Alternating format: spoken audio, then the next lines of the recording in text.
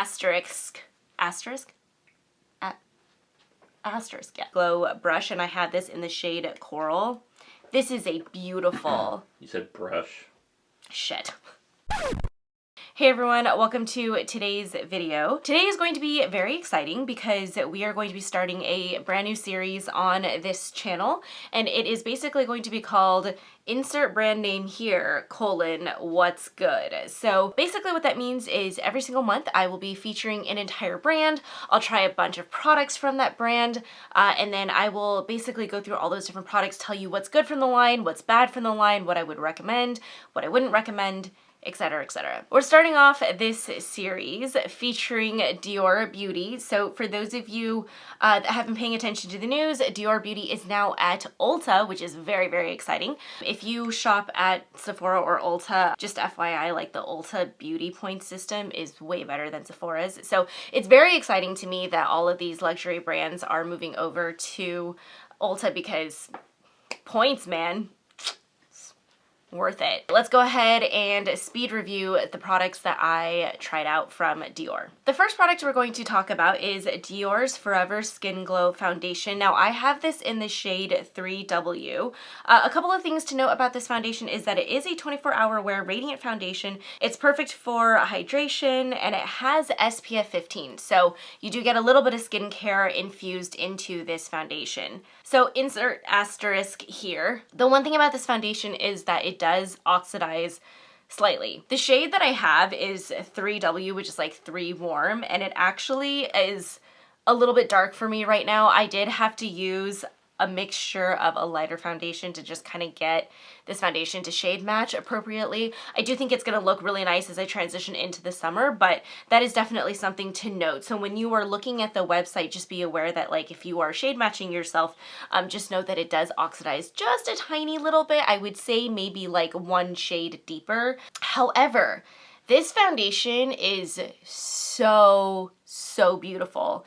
If you are a fan of the Giorgio Armani Luminous Silk Foundation, you should absolutely look into this one because this one is like that on steroids. It wears beautifully throughout the day. It looks so natural. It can be built up if you want a full coverage foundation, and it just looks incredible. Like it just sits well on the skin. I tend to use a mattifying primer when I'm using this foundation just because I do have a little bit more oily skin, and so to just kind of help with the longevity of it as it wears throughout the day, I do try to, you know, I'll take the steps of like using a mattifying primer and then setting it down with some powder. But honestly, like, I mean, even looking in the monitor, like my skin looks really good. So definitely love this foundation. I also love the corresponding concealer. So this is the Forever Skin Corrector, and I have this in the shade 3 Neutral. This concealer is quite possibly, I might like this concealer even more than I like the foundation. I will wear this concealer just on its own. Like on the days when I'm like, I don't really want to put on any foundation, I just want to go like a little bit more natural but cover up my dark circles. I actually don't really know what kind of like black magic goes on with this, but it is full coverage to the point where it will cover all of my dark circles.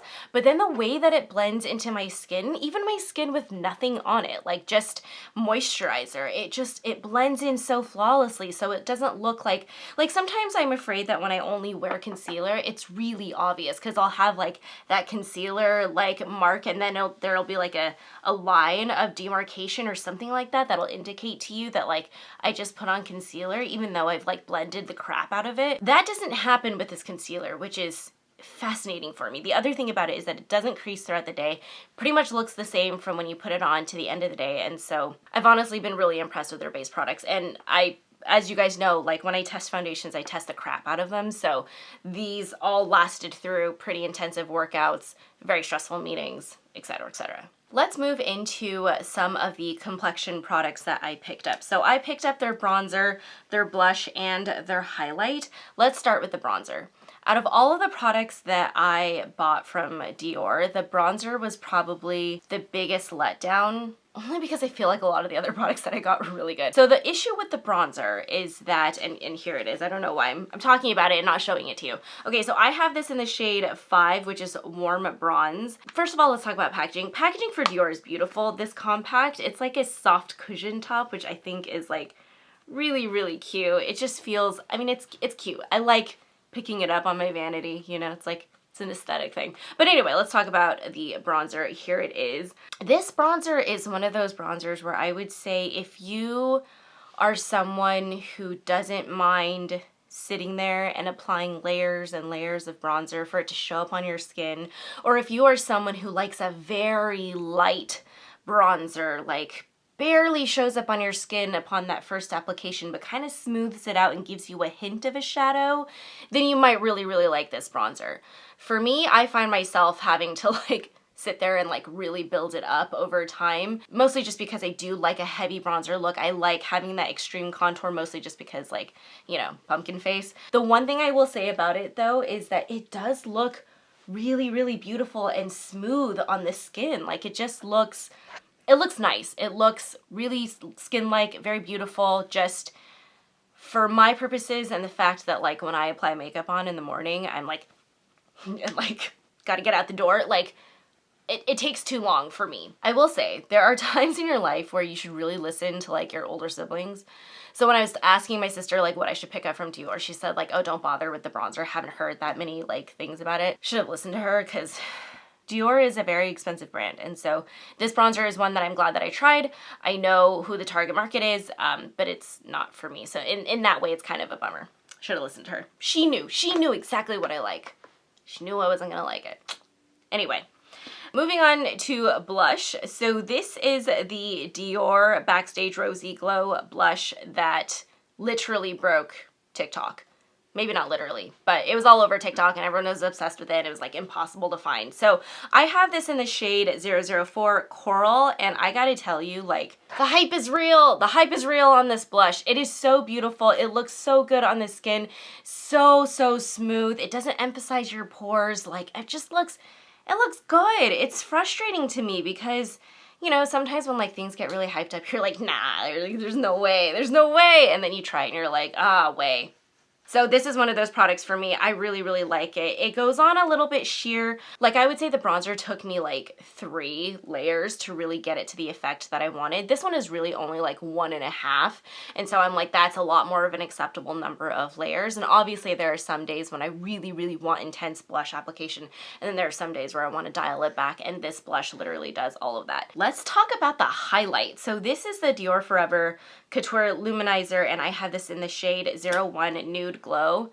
This is a beautiful highlight. Like, every time I put it on, it's very reminiscent of like the Danessa Myricks highlight that is like my holy grail, like standard, all highlights must feel this way. This highlight is very, very similar to that. So this is what it looks like. Very similar packaging to the bronzer. It's just that the top part is a patent leather versus being like kind of more of a flat leather, so hopefully you can see that shine in our cameras here. This is a highlight that is just, I mean, that is stunning. Really, really beautiful. Interestingly enough, this is the lightest shade that they have in this range, which I actually do feel will also look better on my skin during the summer. Now, I mean, having said that, like, I still think it looks like beautiful even on my winter skin. Like, I just think so beaming, so beautiful. It's definitely something that I would recommend.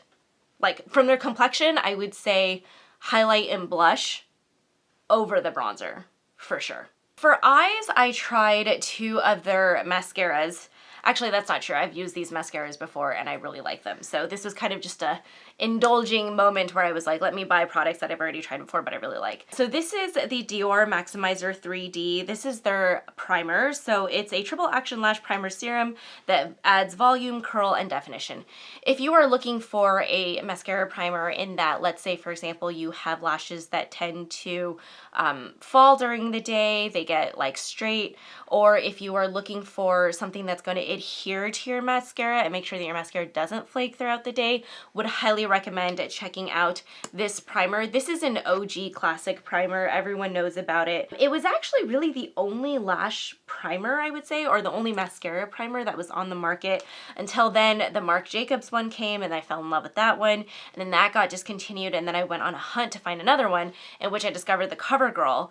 And then when I repurchased this, I was like, why did I ever stray from this? Like, this is really good. So if you're looking for a mascara primer, would highly recommend the Diorshow.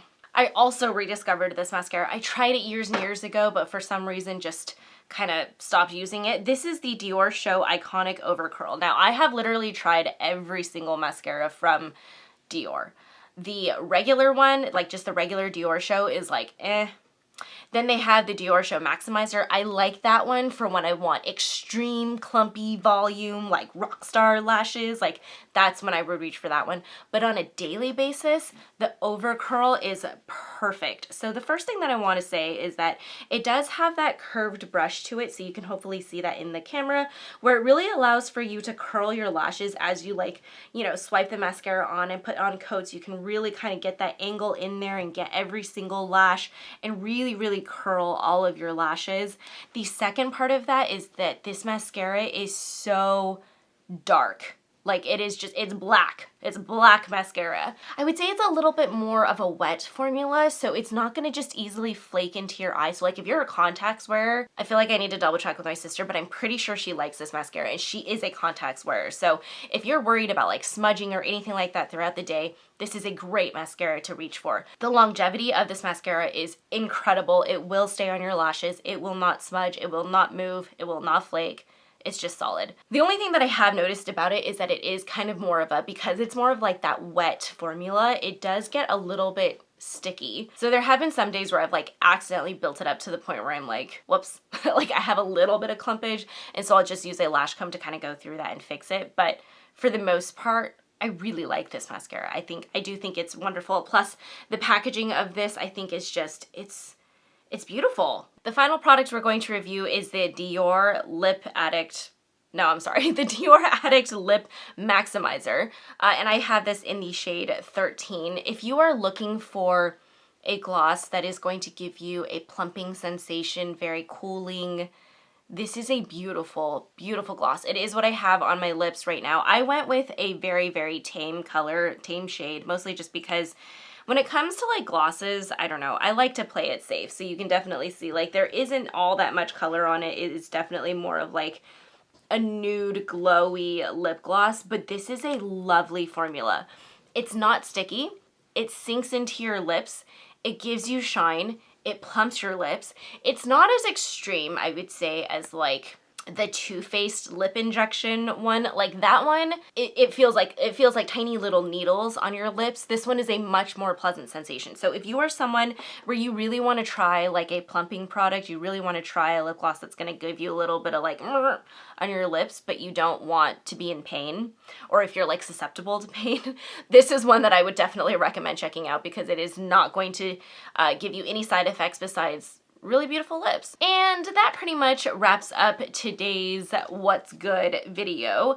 I hope you guys enjoyed this format. I'm really excited about doing this every month, just because I do think it's a lot of fun to like feature brands, and I will be doing everything from like luxury, just like Dior Beauty, to high-end, to drugstore. So we'll be covering literally every brand that sits under the sun.